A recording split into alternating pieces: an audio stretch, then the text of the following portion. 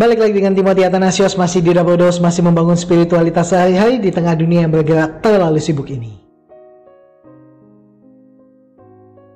Tanggal 1 Desember dan firman Tuhan hari ini kita berikan judul menderita sebagai Kristen. Firman Tuhannya sendiri saya ambil dari 1 Petrus pasal yang keempat ayat 16. Demikianlah bunyi firman Tuhan.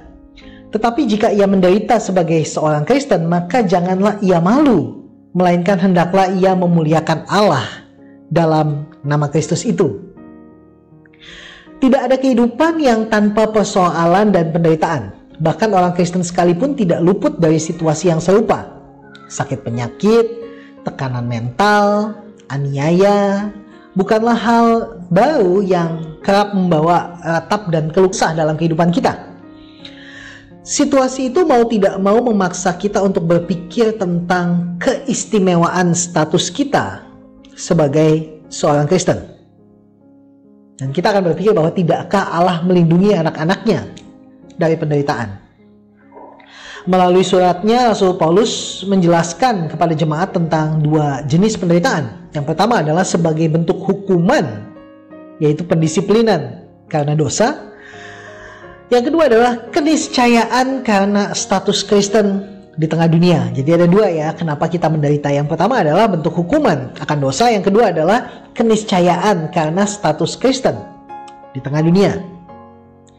Dosa menempatkan Tuhan dalam posisi mengamati dan menghakimi umatnya sebagai Allah yang mengganjar dosa dengan keadilan.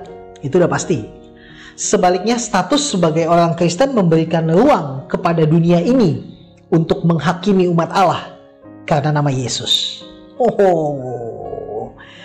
Jadi kita seolah-olah kita dihakimi dari dua sisi. Allah mengganjar dosa dengan keadilan, tapi juga dunia ini menghakimi umat Allah karena nama Yesus.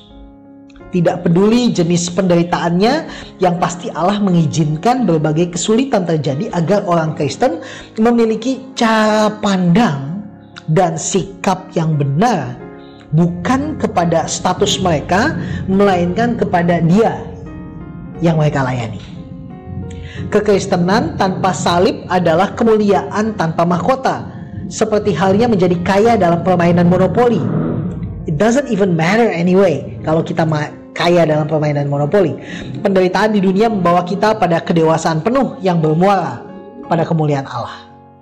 Mari hari ini ketika kita merasakan penderitaan atau kesulitan dalam hidup, ingat lagi bahwa Tuhan mengizinkan hal ini terjadi bukan agar kita terus memandang pada status kita yang tinggi sebagai anak Allah, tapi untuk memandang kepada Allah yang sudah menjadikan kita anaknya, dan kasih karunia-Nya cukup bagi hidup saudara. I pray for you guys. Amal mulia dalam Gusti.